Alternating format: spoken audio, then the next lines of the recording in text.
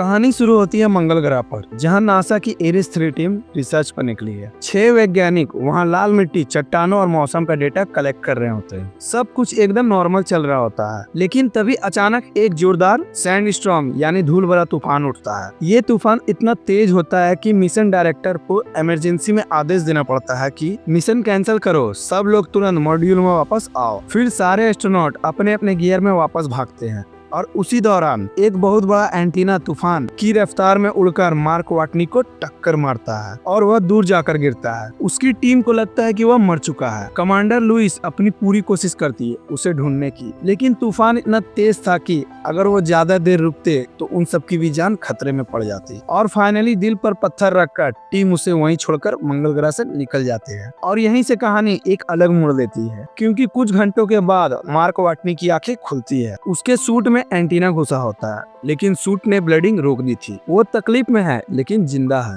अब वो मंगल ग्रह पर अकेला है, ना कोई टीम ना कोई कांटेक्ट, सिर्फ एक खाली रेड प्लेनेट और खुद की सांसें। मार्क अब बुरी तरह से घायल है, लेकिन किसी तरह लड़खड़ाते हुए वापस अपने बेस पर पहुंचता है, जिसे वह हैबिटेट कहता है। और वहीं उसे अपना फर्स्ट एड मिलता है और वह खुद अपने पेट से एंटीना निकालता है। यह सीन काफी रियल और इमोशनल है, जब वह शीशे में अपना जख्म देखता है और फिर उससे टाके लगाता है। अब वो पूरी तरह से अकेला है एक प्लेनेट पर, जहाँ ना ही हवा है, ना ही पानी और ना ही खाने को कुछ। और इससे बड़ी बात, कोई जानता भी नहीं है कि वह जिंदा भी है। और फिर वह अपने कंप्यूटर की तरफ जाता है और एक वीडियो रिकॉर्ड करता है। वो कहता है, मैं मार्क वाटनी हूँ और मैं अकेला आदमी हूँ जो किसी प्लेनेट पर फंस गया हूँ। दूसरी तरफ मार्क वाटनी कैलकुलेट करता है कि उसके पास कितना खाना है। उसे पता चलता है कि अगर सब कुछ सेविंग मोड में चला जाए तो सिर्फ 300 दिन का राशन है, जबकि अगला मिशन यानी एरिस 4 4 साल बाद आएगा। मतलब या तो किसी चमत्कार की उम्मीद करे या फिर साइंस के भरोसे खुद को बचाने की कोशिश करे। और यहीं से शुरू होती है एक असली लड़ाई। दूसरी तरफ मार्क अकेले बैठकर सोच रहा होता है कि अगर मैं यहाँ 4 साल तक रहना चाहता हूँ तो मुझे खाना उगाना पड़ेगा। और यहीं से शुरू होता है सबसे मजेदार और क्रिएटिव आइडिया। मार्क खुद एक बॉटनिस्ट है,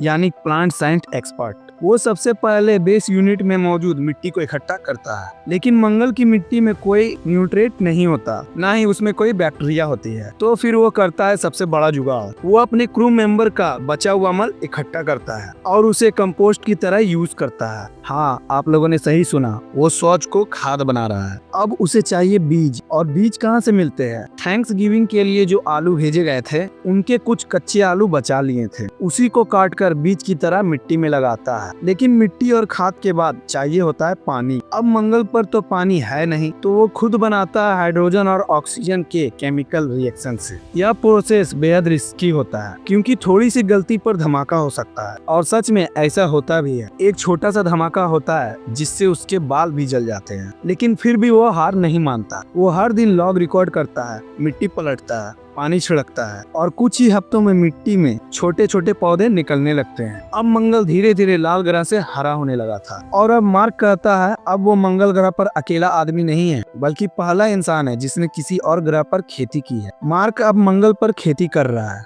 अपनी हेल्थ मेंटेन कर रहा है, लेकिन एक चीज अभी भी गायब है, किसी से बात करने की उम्मीद। वो अकेला है और उसे ये भी नहीं पता कि नासा को उसकी जिंदा होने की खबर है या भी नहीं। दूसरी तरफ धरती पर नासा की टीम सैटेलाइट से मार्क के बेस की तस्वीरें देख रही होती है, और वहाँ पर मूवमेंट देखकर उन्हें शक होता है, क्या मार्क अब भी जिंदा है? अब नासा उसे सप्लाई भेजने का प्लान बनाता है, लेकिन उनके पास मार्क से कोई सीधा संपर्क नहीं था। इधर मार्क को भी ये बात पता है, इसलिए वह एक जीनियस आइडिया लगाता है। वो निकलता है अपने बेस से बाहर और कई किलोमीटर दूर एक पुराना रोवर खोजने निकलता है। ये वही रोवर है जो सालों पहले भेजा गया था। हजारों किलोमीटर ड्राइव करने के बाद वो पुराना रोवर ढूंढ लेता है और किसी तरह उसे वापस बेस पर लाता है। अब सवाल था कि इतने पुराने सिस्टम को कैसे चालू किया जाए। मार्क अपनी पूरी टेक्निकल स्किल लगाकर उसमें से कम्युनिकेशन यूनिट निकालता है और उसे हेल्प सिस्टम से जोड़ देता है। धीरे धीरे कुछ बेसिक टेस्ट मैसेज काम करने लगते हैं और आखिरकार नासा और मार्क वाटनी के बीच संपर्क हो ही जाता है और पूरे नासा में खुशी की लहर दौड़ जाती है। वह इंसान जिसे सबने मरा हुआ समझा था, वो मंगल पर जिंदा है और उन सब से बात भी कर रहा है। अब वो नासा को अपनी फार्मिंग प्रोजेक्ट, खाने की कंडीशन और बाकी सारी प्रॉब्लम के बारे में अपडेट देता है। यह सीन एक टर्निंग पॉइंट है, क्योंकि अब उसकी जंग अकेले की नहीं, अब पूरी धरती उसके साथ है। अब तक सब कुछ काफी अच्छा चल रहा था। मार्क के आलू बड़े हो रहे थे, नासा से संपर्क भी हो गया था और उम्मीद भी जिंदा थी। लेकिन जैसे ही सब कुछ ठीक लगने लगे, किस्मत साली पलट जाती है। एक दिन बेस यानी हेवी यूनिट में अचानक एयर लॉक फेल हो जाता है। इस सीन में हम देखते हैं कि मार्क जब बाहर से अंदर आता है तो एयर लॉक में एक छोटा सा लीक हो जाता है। धीरे धीरे वो लीकेज इतना बड़ा हो जाता है कि एक भयंकर ब्लास्ट होता है। पूरा एयर लॉक उड़ जाता है और मार्क दूर जाकर गिरता है। उसका सूट भी फटने से बच जाता है, लेकिन उसके खेती वाले सारे पौधे मर जाते हैं। सारा फार्मिंग सिस्टम तबाह हो जाता है और यह सीन दिल तोड़ देने वाला होता है। वह अपने टूटे हुए ग्रीन हाउस को देखता है, जमीन पर बिखरे हुए आलू, और बस एकदम शांत खड़ा रहता है। मार्क फिर वीडियो रिकॉर्ड करता है और वह कहता है कि उसके पास अब बस कुछ ही पैकेट्स का खाना बचा हुआ है। उसे समझ आता है कि अब वो 4 साल तक नहीं टिक पाएगा। यह घटना मार्क की हिम्मत तोड़ देती है, लेकिन फिर भी वो हार नहीं मानता। वो दोबारा लॉक खोलता है, सिस्टम चेक करता है और न्यू सर्वाइवल कैलकुलेशन करने लगता है। दूसरी तरफ नासा में भी टेंशन का माहौल था, क्योंकि वो लोग जानते थे कि मार्क के पास ज्यादा दिन नहीं है। अब नासा एक प्लान बनाता है। नासा एक सप्लाई मिशन भेजेगा जो 400 दिन में पहुंच सकता है, लेकिन उसके लिए टाइम रिसोर्सेज की जरूरत है। अब वक्त के साथ रेस शुरू हो गई है,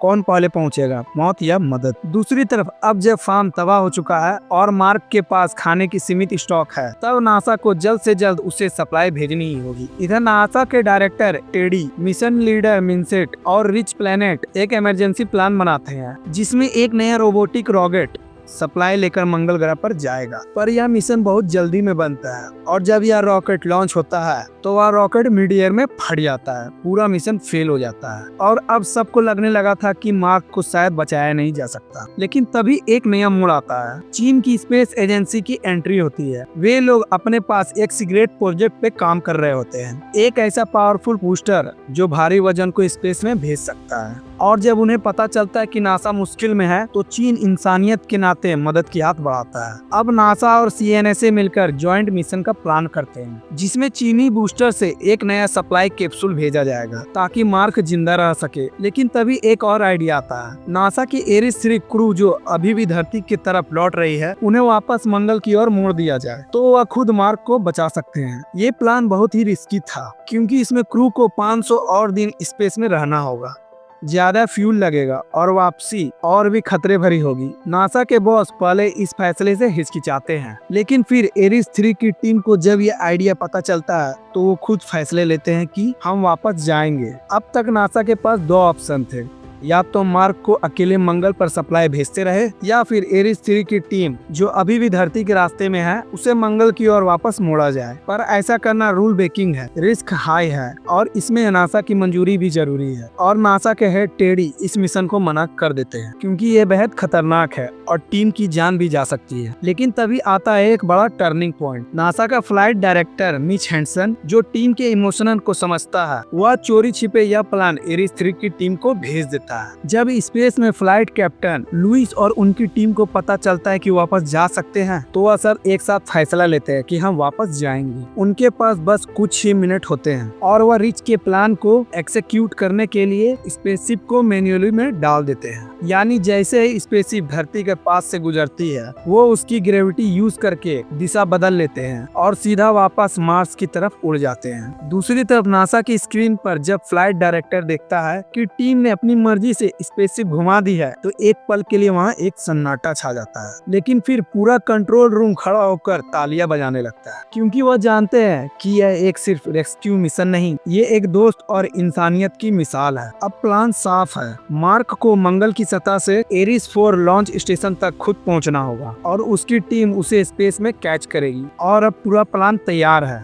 एरिस 3 की टीम मंगल के पास से फ्लाइंग ऑफ करेगी और उसी वक्त मार्क को एरिस 4 के लॉन्च स्टेशन से स्पेस में लॉन्च करना होगा ताकि वो उसे कैच कर सके। लेकिन दिक्कत यह है कि एरिस 4 लॉन्च पैड के बेस से 32 किलोमीटर दूर है। तो सबसे पहले मार्क एक रिसर्च रोवर को मॉडिफाई करता है। उसमें सोलर पैनल, ऑक्सीजन सिस्टम और लाइफ सपोर्ट लगाता है और शुरू होता है एक एपिक रोड ट्रिप मंगल ग्रह पर। हजारों किलोमीटर के इस सफर में वो तूफानों से बचता है, रास्ता भटकता है लेकिन हार नहीं मानता। अंत में वह पहुंचता है एरिस 4 के मॉड्यूल पर, लेकिन फिर से एक और मुश्किल, उस मॉड्यूल को इतना हल्का बनाना होगा कि वो मार्क को ऑर्बिट तक पहुंचा सके। मतलब सारी भारी पैनल, कवर और शीशे निकालने होंगे और अब बचता है सिर्फ एक खुला कैप्सूल और उसी में बैठकर मार्क को खुद को मंगल की कक्षा में फेंकना होगा। ये पूरा सीन एकदम जबरदस्त है क्योंकि इधर टीम हर माइक्रो सेकंड पर कैलकुलेशन कर रही होती है और इधर मार्क खुली स्पेसशिप में बैठा होता है, एकदम जैसे कोई इंसान बस में बैठकर आसमान की तरफ जा रहा हो। लॉन्च का टाइम आता है, मार्क उड़ता है लेकिन रफ्तार कम होती है, वो पूरी कक्षा तक नहीं पहुंच पाता। अब एरिस 3 की टीम को स्पेस में खुद कैच करने के लिए अपना शटल भी डिप्रेशराइज करना पड़ता है, यानी खुद रिस्क लेना पड़ता है, लेकिन फिर भी गैप बहुत ज्यादा होता है। लेकिन तभी मार्क करता है एक पागल भरा काम, अपने सूट में एक छोटा सा छेद करता है ताकि उसमें से हवा निकले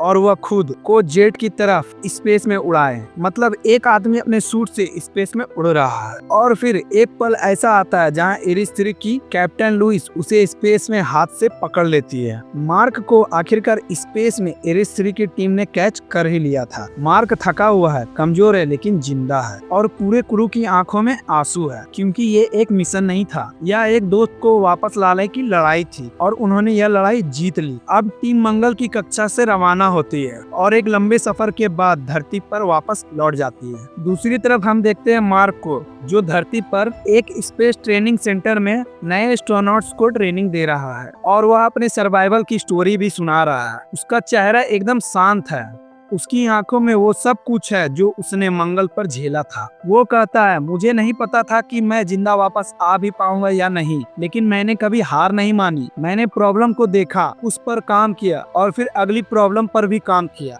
अगर तुम एक एक करके हर प्रॉब्लम को सॉल्व करते जाओ तो तुम एक न एक दिन घर वापस आ सकते हो। मूवी का आखिरी मैसेज बहुत ही दमदार है। हार मत मानो, चाहे हालत कितने भी खराब क्यों ना हो। अपने डर से लड़ो, अकेलेपन से, खामोशी से और वक्त के। और सबसे बड़ी बात, साइंस और दिमाग ही असली सुपर पावर है। और इसी के साथ मूवी का दी एंड हो जाता है। दोस्तों, अगर आपको ये वीडियो पसंद आई हो तो वीडियो को लाइक जरूर करें, चैनल को सब्सक्राइब करना ना भूलें।